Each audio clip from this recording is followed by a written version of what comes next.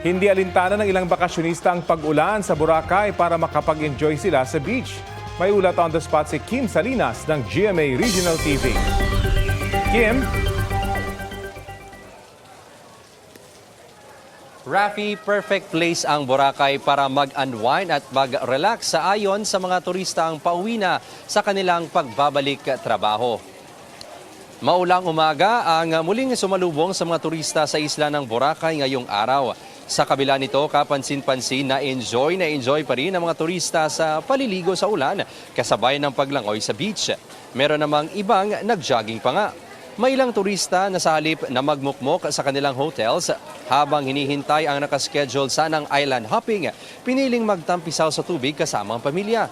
May ilan namang abala sa pamimili ng mga pasalubong at remembrance sa pagbisita sa Boracay. Kahapon pa lang marami na ang umuwi matapos salubungin ang bagong taon sa isla.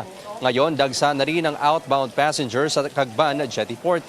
Habang naghihintay, inaaliw muna sila ng tugtog ng nagbabasking sa port. Patuloy pa rin ang mahigpit na pagbabantay sa seguridad sa isla at sa pantalan. Rafi, sa kabila ng inaasahang pagsiuwian ng maraming turista ay handa pa rin ang LGU sa arrivals ng mga turistang magbabakasyon naman ngayong weekend. Maraming salamat, Kim Salinas ng GMA Regional TV.